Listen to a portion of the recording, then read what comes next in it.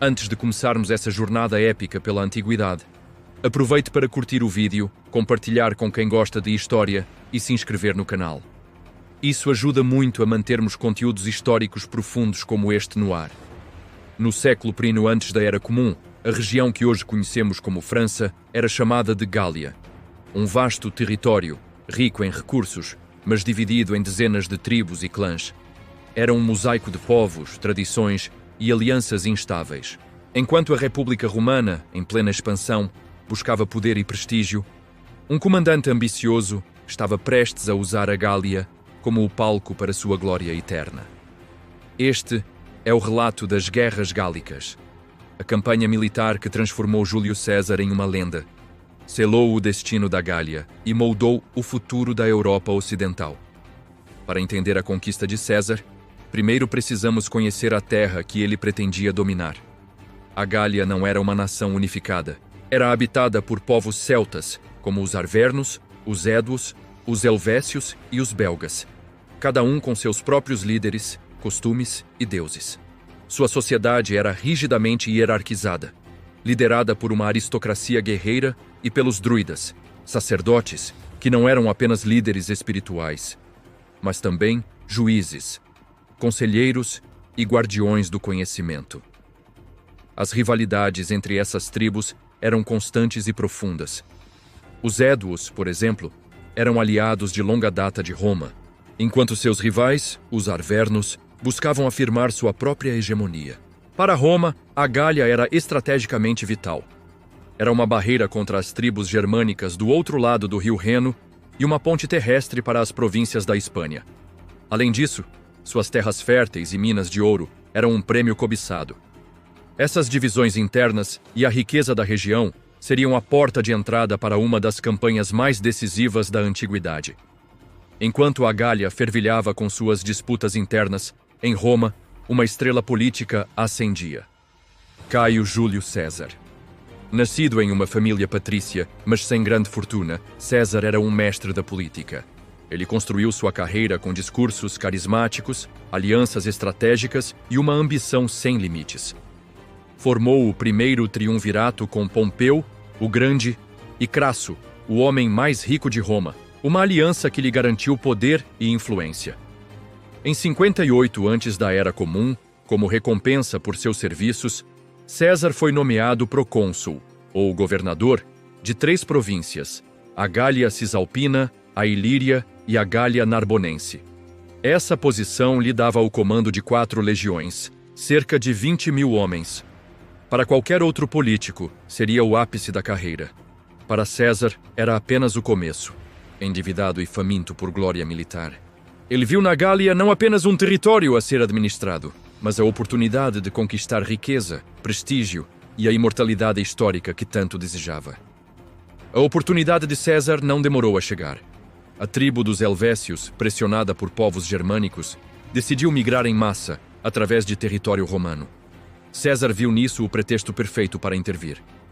Declarando a migração uma ameaça à segurança de Roma, ele marchou com suas legiões e esmagou os helvécios. Logo depois, ele respondeu a um pedido de ajuda de seus aliados éduos contra um líder germânico chamado Ariovisto, que havia cruzado o Reno e se estabelecido na Gália. Em uma campanha relâmpago, César derrotou Ariovisto e expulsou suas forças, posicionando-se como o protetor da Gália. Mas sua proteção tinha um preço. Ao longo dos anos seguintes, César usou uma mistura genial de diplomacia, suborno e força bruta. Ele explorava as rivalidades tribais, apoiando um lado contra o outro, e quando a diplomacia falhava, suas legiões entravam em ação. A engenharia romana, com suas pontes, estradas e fortificações, permitia que seu exército se movesse com uma velocidade e eficiência nunca vistas.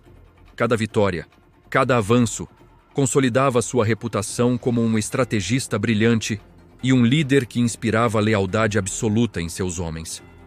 No entanto, a presença romana cada vez mais permanente começou a gerar um sentimento de revolta.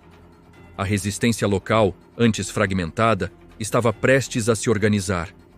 Em meio ao caos da ocupação romana, uma figura surgiu para unir os gauleses. Seu nome era Vercingetorix, um jovem nobre da tribo dos Arvernos.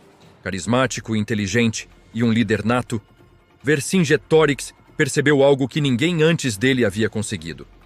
A única forma de derrotar César era unir a Gália. Ele viajou de tribo em tribo, usando sua oratória poderosa para convencer os líderes a deixarem de lado suas antigas rivalidades e lutarem por uma causa comum: a liberdade. Sua estratégia era brutal, mas eficaz. Ele implementou uma política de terra arrasada, queimando vilas e campos de cultivo para negar suprimentos ao exército romano. Ele evitava batalhas campais diretas, onde as legiões de César eram invencíveis, preferindo ataques de guerrilha e emboscadas.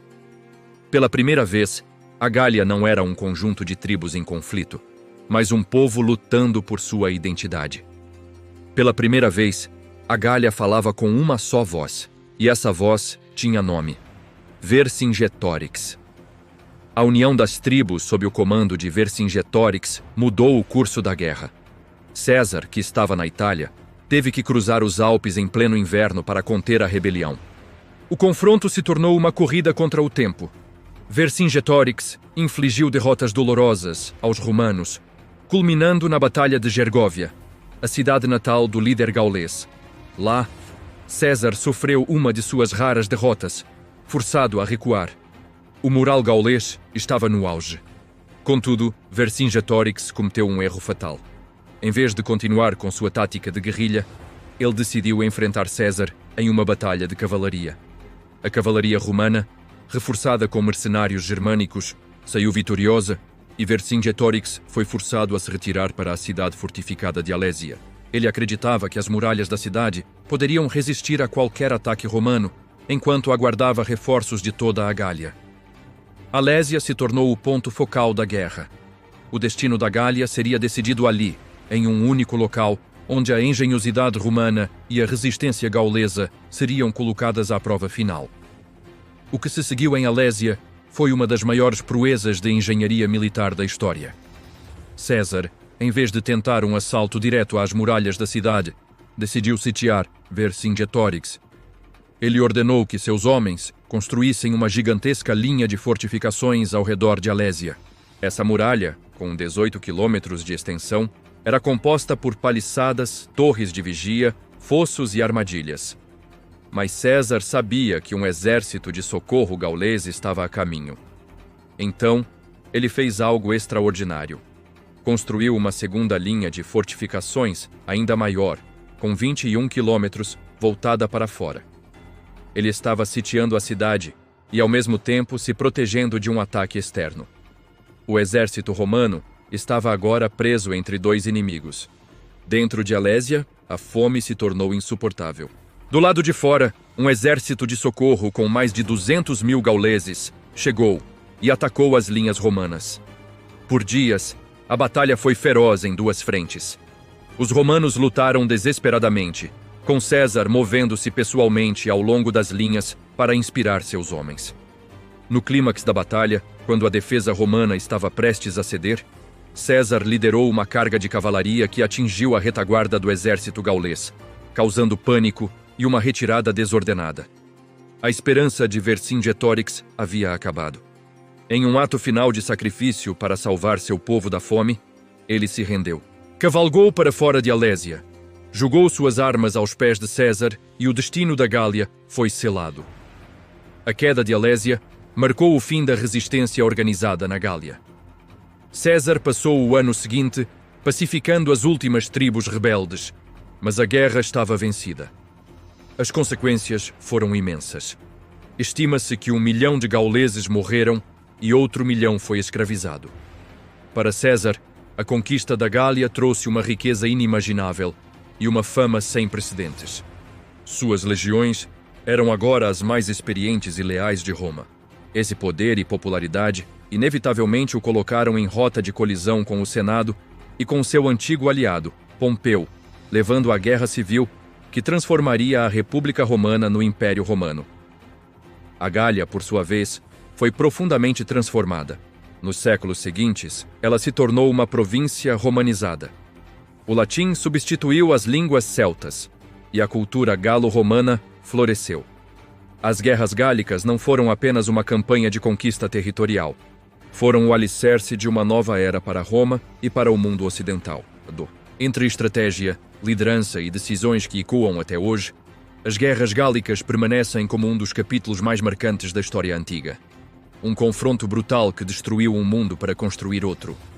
Uma guerra que consolidou o poder de Roma, transformou homens em lendas e redesenhou para sempre o mapa da Europa.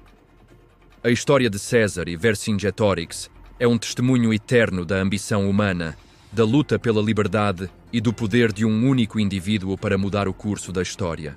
Se você gostou deste conteúdo, curta o vídeo, compartilhe com outros apaixonados por história e inscreva-se no canal para não perder nossos próximos documentários épicos.